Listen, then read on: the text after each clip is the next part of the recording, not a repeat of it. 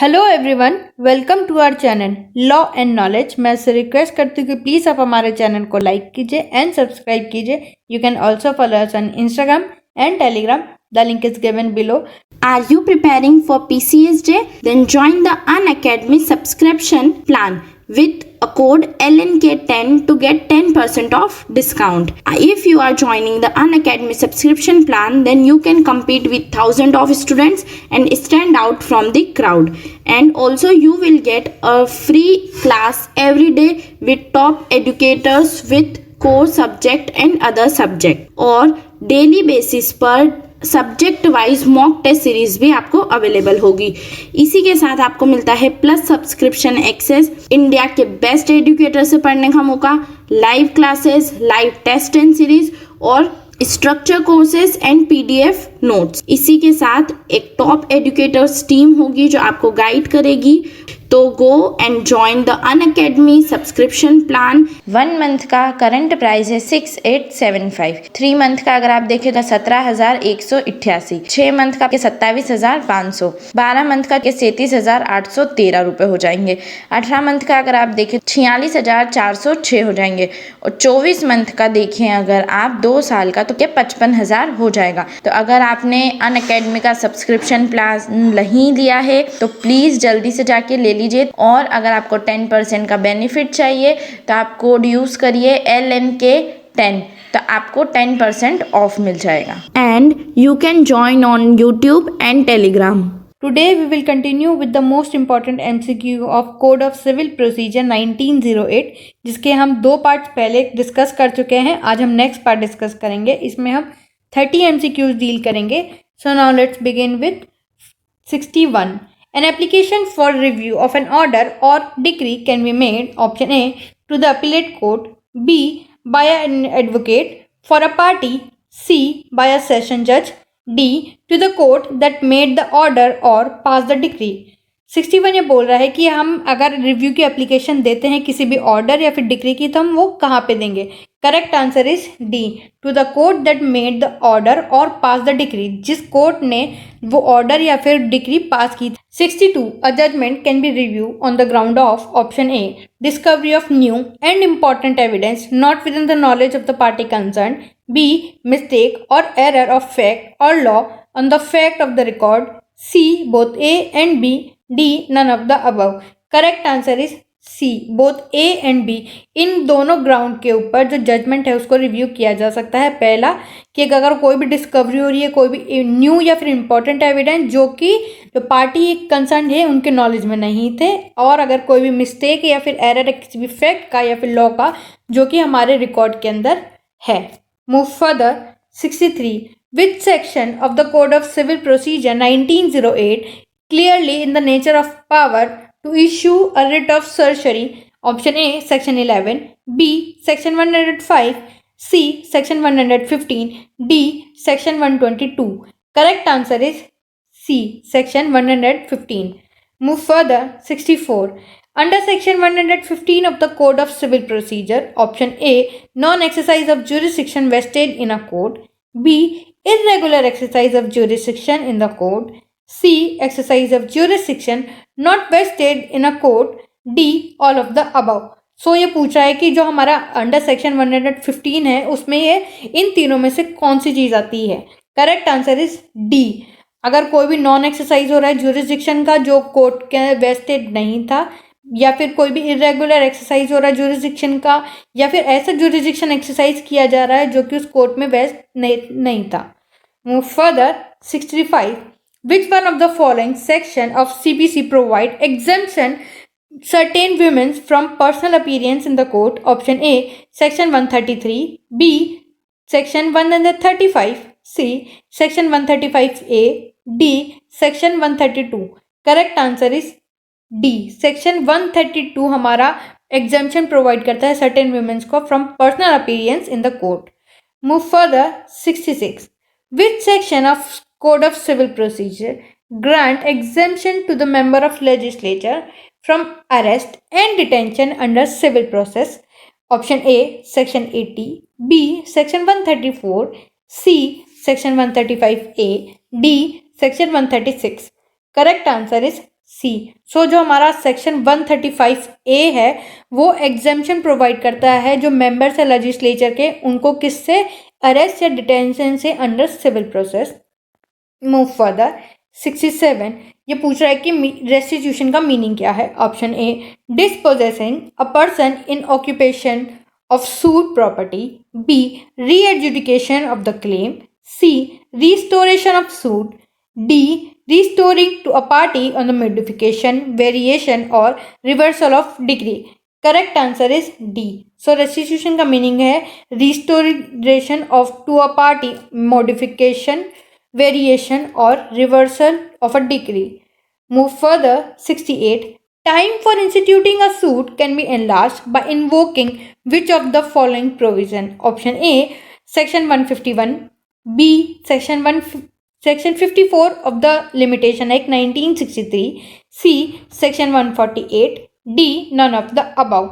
Correct answer is C. So, अगर हम जो प्रोविज़न है सेक्शन 148 के, तो जो टाइम है किसका, इंस्टीट्यूटिंग ऑफ सूट, उसको एनलार्ज किया जा सकता है। Move further 69. Under section 148 of CPC, the court can enlarge the time not exceeding in total. Option A 90 days, B 60 days, C 45 days, D 30 days. Correct answer is D. So for maximum 30 days जो under section 148 है, जो time है for instituting a suit, उसको enlarge किया जा सकता है। Move further 70. Right to lodge a caveat has been provided under option A, section 148, B, section 148A, C, section 148B, D, section 149. Correct answer is B. So under section 148A जो right to lodge a caveat है वो दिया गया है। Move further 71. The duration for existence of a caveat filed under Code of Civil Procedure 1908 is option A 60 days from the date on which it was filed, B 30 days from the date on which it was lost, C 120 days from the date when it was lost, D 90 days from the date it was lost. Correct answer is D. सो जो duration है हमारी existence की किसकी, caveat की, जो कि under section 148A launch की गई है हमारे सीपीसी के अंदर, वो कब तक रहेगी, 90 डेज फ्रॉम द डेट जब वो लॉन्च की गई थी। Move further 72. Inherent power may be used by the court for option A meet ends of justice, B to prevent abuse of the process of the court, C both A and B, D none of the above. Correct answer is C. So हमारा जो 151 के अंदर जो inherent power दी गई है court की, वो दो चीज़ के लिए की जा सकती है, means ends of the justice, B to prevent abuse of the process of the court.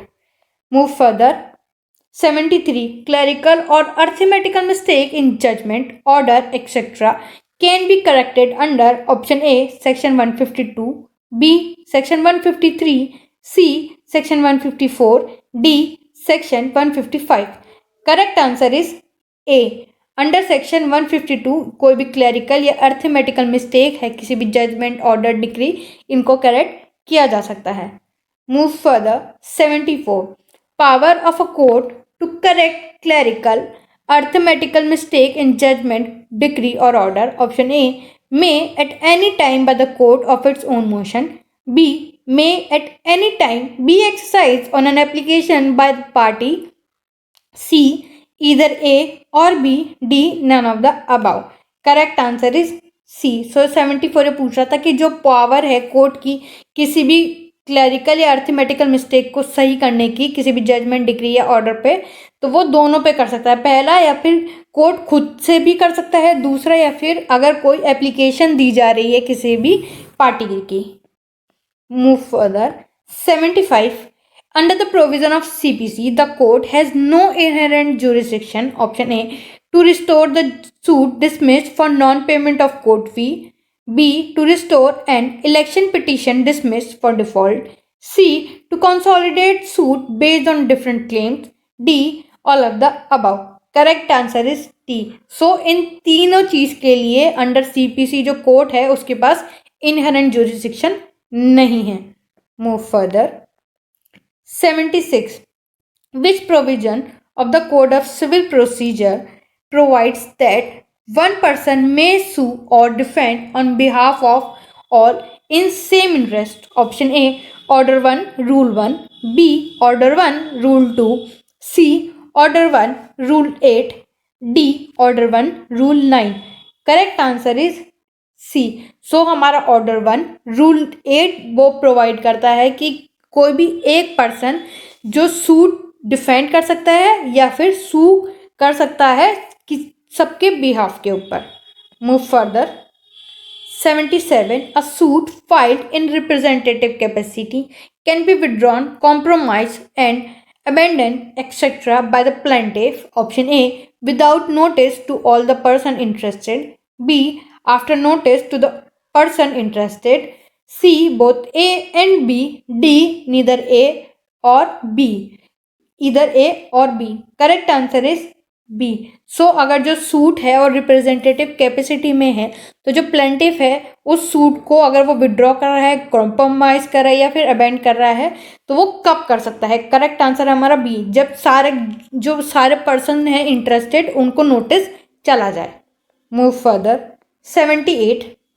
On account of misjoinder or non-joinder of parties under Order 1, Rule 9 of CPC, the suit, option A, is liable to be dismissed, B, cannot be dismissed, C, may be dismissed, or may not be dismissed as per the direction of the court. D, none of the above. Correct answer is B. So अगर कोई भी मिसजॉइंडर हुआ है या फिर non joinder हुआ है parties का under Order 1, Rule 9 of CPC तो वो सूट डिसमिस नहीं किया जाएगा। Move further. 79. A suit may be defeated due to option A, non-joinder of a proper party, B, misjoinder of a necessary party, C, non-joinder of a necessary party, D, misjoinder of a proper party. Correct answer is C. So अगर non joinder of a necessary party हुआ है तो इस basis पे जो suit है उसको defeat किया जा सकता है। Move further. 80. As per Order 2, Rule 1 of CPC, every suit shall, as far as practicable, be framed so as to, option A, afford grounds for final decision, B, to prevent further litigation, C, both A and B, D, none of the above. Correct answer is C, both A and B. तो ये बोल रहा है कि as per Order 2, Rule 1 of CPC जो suit है सारा का सारा वो एक पहला तो वो जो फाइनल जो ग्राउंड्स हैं उसके वो ऐसे होने चाहिए कि वो फाइनल डिसीजन दिया जा सके और जो फर्दर लिटिगेशन है उसको प्रिवेंट किया जा सके, उस बेसिस पे ऐसा फ्रेम करना चाहिए। Move further. 81. Order 2, Rule 2 of CPC does not apply to option A, application for execution, B, writ petition, C, both A and B, D, none of the above. Correct answer is A. So जो हमारा Order 2, Rule 2 है पहला वो application for execution पे apply नहीं होता as well as writ petition पे। Which provision of CPC deals with joinder of cause of action? Option A, Order 2, Rule 2, B, Order 2, Rule 3, C, Order 2, Rule 1, D, Order 1, Rule 2. Correct answer is B. Order 2, Rule 3 deal करता है हमारा joinder of cause of action. Move further. 83. Summon of a suit cannot be served by option A, service in person on the defendant, B, sending the summon to the resident of the defendant, B, C, through publication in the newspaper, D, sending the summon to a friend of the defendant. 83 बोल रहा है कि इन चारों में से कौन सा option correct है जिसमें बोल रहा है कि जो सर्विस है समन की आप ऐसे सर्व नहीं कर सकते हो। Correct answer is D, sending the summon to a friend of the defendant. Move further. 84. Thus the summon for service on the defendant can be given to the plaintiff under option A, Order 5, Rule 9A, B, Order 5, Rule 9, C. Order 5, Rule 7, D. Order 5, Rule 6. Correct answer is A. So under Order 5, Rule 9A दस्ती समन है वो दिया गया है कि आप सर्व कर सकते हो डिफेंडेंट को प्लेंटिफ के द्वारा। 85. Under Order 5, Rule 9, Clause 3 of CPC, the expenses for the service of summon to the defendant have to be borne by option A. to the plaintiff, B. the defendant, C. the court, D. partly by plaintiff, partly by defendant. Correct answer is A. So अगर कोई भी जो expenses हो रहे हैं किसके लिए, service of समन के लिए डिफेंडेंट को, तो वो प्लेंटिफ बॉर्न करेगा under order 5 rule 9 clause 3 of CPC. Move further. 86. Pleading should state option A material fact, B the law, C the evidence, D any fact. Correct answer is A. So जो pleading है वो हमेशा material facts को state करनी चाहिए। Move further. 87. Which is the essence of pleading? Option A. Plead fact not law, B. Plead fact not facts, C. Plead facts and law, D. Plead all of the above. Correct answer is A. So जो essence है pleading का ये बोलता है कि आप हमेशा law को के लिए मत बोलिए, आप सिर्फ फैक्ट्स पे प्लीड कीजिए। Move further. 88. Pleading must be signed option A by the party, B by the pleader only, C by the pleader and party both, D by the pleader and successor of the pleader. Correct answer is C. So जो pleading है हमारी pleader as well as जो party है वो sign करेगी। Move further। 89. Under order 6 rule 16 pleading can be struck on the ground that is A. scandalous, B. unnecessary, C. vexatious, D. all of the above. Correct answer is D. So अगर कोई भी pleading scandalous है, unnecessary है, vexatious है, तो इन तीनों ground के ऊपर जो pleading है उसको struck out किया जा सकता है under order 6 rule 16. Move further and last। 90. Pleading can be altered or amended option A under order 6 rule 9, B under order 6 rule 10, C under order 6 rule 16, D under order 6 rule 17. Correct answer is D. So under order 6 rule 17 में जो pleading है उसको alter किया जा सकता है as well as amend भी किया जा सकता है। आज हमने टोटल 30 MCQs डील किए हैं। हम इसके जो दो पार्ट्स हैं जिसमें हम ऑलरेडी 60 MCQs है उसमें डील कर चुके हैं और ये बहुत ज़्यादा इंपॉर्टेंट है हमारी जुडिशरी की प्रिपरेशन के लिए। Thank you.